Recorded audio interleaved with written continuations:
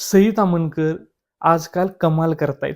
तुंबाडची मंडळी या चित्रपटामध्ये त्यांचा रोल सगळ्यांना आवडला. छोटा रोल होता, इंटरव्हल नंतर आला, तरी देखील लोकांना तो आवडला. खूप चांगलं कॅरेक्टर पकडलं होतं आणि असंच एक इंटरेस्टिंग कॅरेक्टर तुम्हाला 17 जुलै 2026 ला बोल बोल राणी या चित्रपटामध्ये पुन्हा एकदा पाहायला भेटणार आहे असं वाटतंय. कारण टीजर देखील मला आवडला होता, त्याचा रिव्ह्यू केला होता. आय बटनवर किंवा डिस्क्रिप्शन मध्ये तुम्हाला लिंक भेटेल आणि ट्रेलर आलाय. ट्रेलर देखील मला प्रचंड आवडलाय.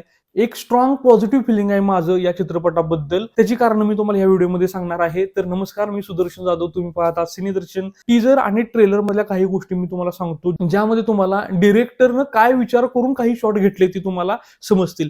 सगळ्यात पहिल्यांदा मला आवडलेला शॉट म्हणजे सई ताम्हणकर एका झोपाळ्यावर बसलेत. त्यांच्या एका पायामध्ये तुम्हाला घुंगरू दिसतात आणि दुसऱ्या पायामध्ये साखळदंड दिसतात. आता हा 2 ते 3 सेकंदाचा शॉट तुम्हाला ज्या काही घटना घडल्या असतील सई ताम्हणकर यांच्या कॅरेक्टर बरोबर त्याबद्दल किती क्युरियोसिटी निर्माण करतो बघा. आणखीन एक उदाहरण, 2 शॉट आहेत ट्रेलर मध्ये, एका पाठोपाठ एक लावले. त्या दोन्ही शॉट मध्ये सेम कॅमेरा अँगल आहे, सेम कॅमेरा मुवमेंट आहे, सेम दिशेला कॅमेरा पुश इन होतोय, सेम लोकेशन आहे. त्या दोन्ही शॉट मध्ये दिसणार कॅरेक्टर हे सई ताम्हणकर यांचं कॅरेक्टर आहे, सेम कॅरेक्टर. परंतु दोन्ही शॉट आपल्याला वेगवेगळ्या गोष्टी सांगतात. पहिल्या शॉट मध्ये तुम्हाला भिंतीवर कलर दिसतो, पांढरे पडदे दिसतात, काही वस्तू दिसतात, त्यामुळे ते राहतं घर आहे असं समजतं तुम्हाला. भरपूर प्रकाश आलेला दिसतोय आणि तुम्हाला सई ताम्हणकर यांनी प्ले केलेलं कॅरेक्टर दिसतं, ते खुर्चीवर बसले, जांभळी साडी तिनं नेसले. कट टू दुसरा shot, same location, same camera angle, same camera movement, same दिशेने कॅमेरा पुश इन होतोय, परंतु आता भिंतीवरचा रंग उडलाय, पडदे नाहीत. पहिल्या शॉट मध्ये तुम्हाला ज्या वस्तू दिसत होत्या त्या वस्तू देखील नाहीत. एका साईडला फक्त हातकडी लटकवलेली तुम्हाला दिसते. या शॉट मध्ये प्रकाश नाही, परंतु सई ताम्हणकर यांचं कॅरेक्टर पुन्हा त्या शॉट मध्ये देखील आहे आणि इथं त्या कॅरेक्टरला एका खुर्चीला बांधून ठेवले. हे 2 शॉट एका पाठोपाठ एक लावले ट्रेलर मध्ये आणि ते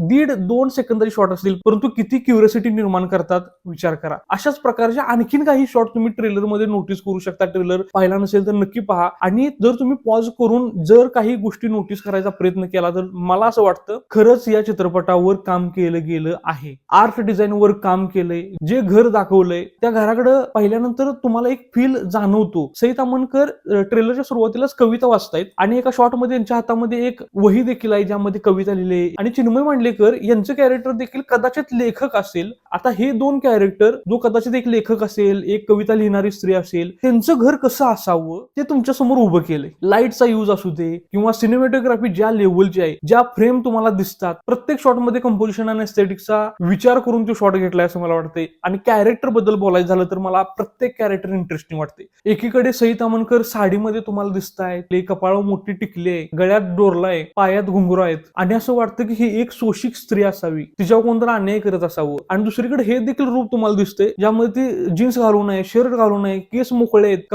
कपाळावर टिकली नाही, गळ्यात डोरलं नाही आणि हातात बंदूक आहे आणि ती पुढच्याला डॉमिनेट देखील करू शकते. आणखीन एक इंटरेस्टिंग कॅरेक्टर संभाजी ससाने यांचे जे काही लुक तुम्हाला दिसत आहेत ट्रेलर मध्ये ते देखील क्युरियोसिटी बिल्ड करतायत. त्याचबरोबर सुबोध भावे हे डिटेक्टिव्ह असावेत आणि एक डायलॉग आहे ज्यामध्ये ते बोलतायत की आपल्यासमोर वेगवेगळे सत्य येतात आणि आपल्याला समजत नाही की यातलं नेमकं सत्य कोणतं. मला असं वाटतं हा सिनेमा म्हणजे एक बुद्धिबळाचा खेळ असावा, परंतु हा खेळ ऑलरेडी खेळून झाला आहे. आता सुबोध भावे यांना फक्त हे फाइंड आउट करायचं आहे की कोणी कोणती खेळी खेळलेली आणि त्यामध्ये कन्फ्युजन क्रिएट होणार आहे. आणि मला असं वाटतं की या चित्रपटामध्ये जास्तीत जास्त प्रेक्षकांना कन्फ्युजन क्रिएट करण्याचा प्रयत्न केला असावा जेणेकरून प्रेक्षक चित्रपट पाहताना इन्व्हॉल्व्ह व्हावेत त्या स्टोरीमध्ये. अलीकडे काही सस्पेन्स क्राईम थ्रिलरच्या नावाखाली फिल्म्स आल्या, त्यांनी प्रयत्न केलेला परंतु तितकासा त्यामध्ये सस्पेन्स नव्हता, तितकंसं ते कन्फ्युजन क्रिएट करण्यामध्ये यशस्वी झाले नाही. त्यामुळे ते एक ऑडियन्स आणि फिल्मचा कनेक्ट बनला नाही. परंतु या चित्रपटामध्ये ती आशा मी नक्कीच करू शकतो. मला असं वाटतंय ज्या काही गोष्टी नोटीस केल्या ट्रेलर मधून त्यावरून की हा चित्रपट आपल्याला खरंच एक सस्पेन्स क्राईम थ्रिलरचा एक्सपिरियन्स देऊ शकतो अशी आशा मी नक्कीच या चित्रपटाकडून करू शकतो.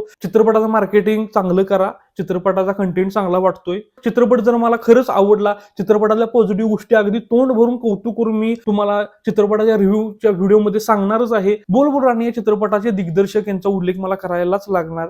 सिद्ध विंचुरकर हे चित्रपटाचे दिग्दर्शक आहेत, नवीन दिग्दर्शक आहेत आणि मला असं वाटतं नवीन दिग्दर्शक जेव्हा एखादी अशी दर्जेदार कलाकृती घेऊन आपल्यासमोर येत आहेत तर त्यांच्या कामाचं कौतुक करावं. टीजर ट्रेलर मला खूप आवडलाय. टीजरवर आय थिंक त्यांच्या कमेंट देखील आलेल्या. मला त्यांना खूप साऱ्या शुभेच्छा द्यायच्या आहेत. चित्रपट चांगला असेल तर आम्ही प्रेक्षक देखील या चित्रपटाला प्रमोट करू. आता चित्रपट कसा आहे 17 जुलैला समजेलच. मी तर थांबतो. आपण पुन्हा भेटूया एका नवीन चित्रपटावर चर्चा करण्यासाठी. तोपर्यंत मी सुदर्शन जाधव तुमची रजा घेतो.